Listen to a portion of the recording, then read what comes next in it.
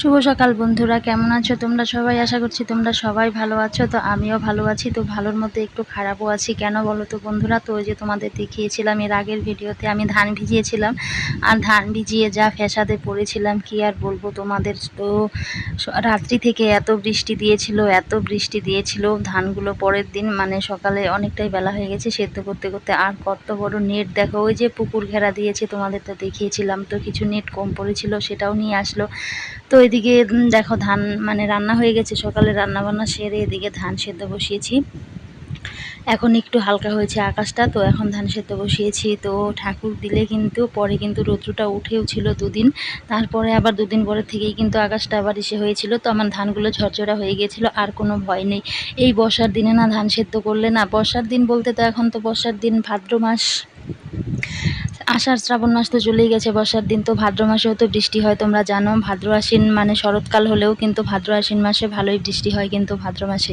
আর ভাদ্র মাসে রোদও কিন্তু প্রচণ্ড রৌদ্র ওঠে। তো এদিকে আমি যে ধানগুলো অনেকটা বেলা হয়ে গেছে, 11:30টার মতো বাজে, 12টার মতো।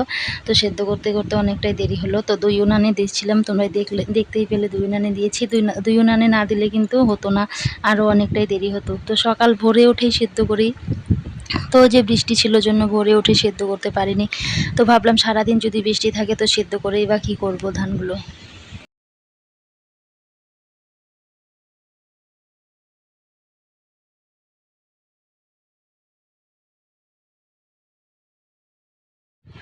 আর এদিকে রান্নাটা কিন্তু ধান সেদ্ধর আগেই আমি করেছিলাম। তো রান্না বান্না সেরে তো সকালবেলা কি বসে থাকবো কেন, রান্না যেহেতু করতেই হবে এর জন্য রান্নাটাই সেরে নিলাম। রান্নাটা সেরে তো ওইদিকে দুই উনানে ধান বসিয়ে দিয়েছি। ঝিরিঝিরি সকালেও বৃষ্টি পড়েছিল হালকা হালকা, এর জন্যই আর সকালে ভোরে উঠে ধান সেদ্ধ দেইনি। যদি সারাদিন বৃষ্টি থাকে তাহলে তো আর ধানগুলো নাড়তেও পারবো না, কিছুই করতে পারবো না। তো ভেজানো থাকবে সেটাই ভালো থাকবে। আর এটা হচ্ছে পরের দিন সকালে। তো তোমাদের সাথে আমি দুদিনের ভিডিও শেয়ার করছি। আর বন্ধুরা জানো মানে ইউটিউবের অবস্থা এতটাই খারাপ, ভিউজ একদমই হচ্ছে না কিন্তু। এর জন্য না ভিডিও মানে করতে ইচ্ছে করে না, একদম একটু একটু করে ভিডিও করছি। আর খুব ছোট ছোট ভিডিওই দিচ্ছি কয়েকদিন থেকে, কোনো বড় ভিডিও দিচ্ছি না, কারণ একদম ভিডিও করতে ইচ্ছে করে না। কি করব বলো? তো এদিকে পরের দিন সকালবেলা এই যে সমস্ত কাজকর্ম সেরে এখন এই যে ঘরটা মুছে নিচ্ছি। তো এদিকে উঠান টোঠান ঝাড় দেওয়া হয়ে গেছে। আর কতদিন থেকে যা গরম দিয়েছে, তো বললাম তোমাদের আগের দিন রাতে প্রচণ্ড বৃষ্টি হয়েছিল কিন্তু রাতের বেলা। তো রাতের বেলা বৃষ্টি হয়ে পরের দিন আবার যা গরম দিয়েছে না, মানে যেটুকুনো বৃষ্টি হয়েছে তার থেকে 3 গুণ বেশি আবার গরম দিয়েছে কিন্তু। আর এরকম ভালো লাগে না, কতদিন যে এরকম গরমে কষ্ট করব। আমাদের মানে এই কয়েকটা মাস না গরমের না কাটতেই চায় না। দেখবে শীতের দিনগুলো না, শীতের মাসগুলো কিভাবে দেখতে দেখতেই চলে যায়, গরমের দিনগুলো মাসগুলো না যেন কাটতেই চায় না কিন্তু। তো এদিকে যে সকাল সকালে রৌদ্র উঠে গেছে দেখতেই পাচ্ছ। আর রৌদ্র উঠে গেলে দেখলে মনে হয় অনেকটাই বেলা হয়ে গেছে, সেরকম বেলা এখনও কিন্তু হয়নি।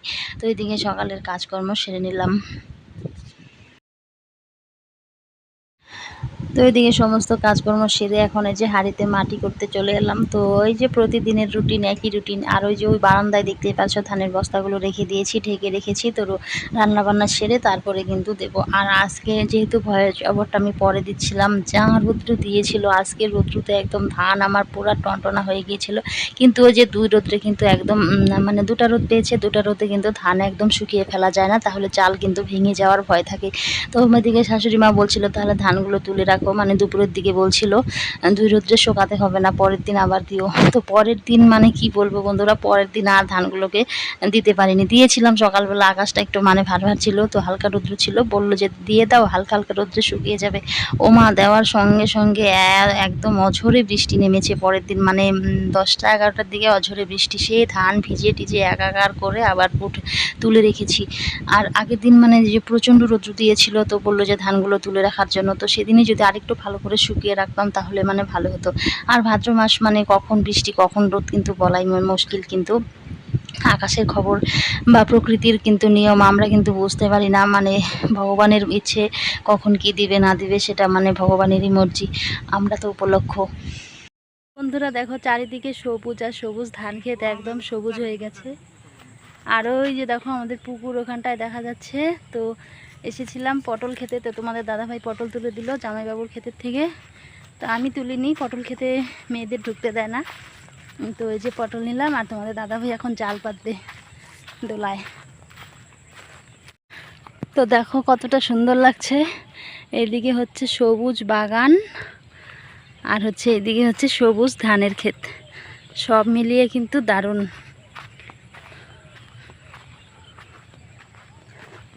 তো ওই যে দেখো জাল নিয়ে এসেছে বাড়ি থেকে, এখন জাল পাতবে। আর প্রচুর মাছ আছে জানো এই দোলাতে।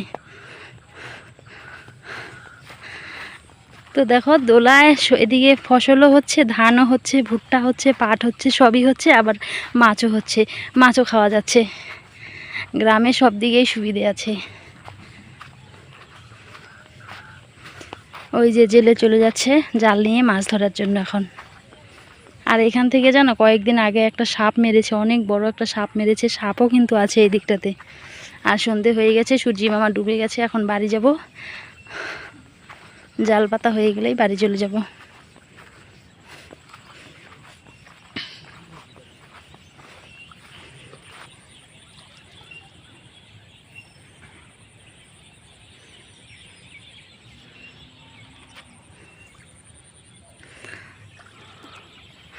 তো একদম জাল এই মাথা থেকে ওই মাথা চলে যাবে। আর ধানগুলো কয়েকদিন আগেই লাগিয়েছিল, একদম সবুজ হয়ে গেছে, কিন্তু খুব সুন্দর হয়েছে ধানগুলো।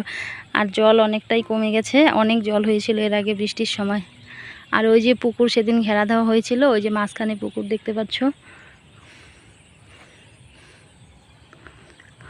তাহলে বন্ধুরা আজকের ভিডিওটা এখানেই শেষ করছি, দেখা হচ্ছে পরে কোনো ভিডিওতে। ততক্ষণে তোমরা সবাই সুস্থ থেকো, ভালো থেকো, সাবধানে থেকো, টাটা বাই।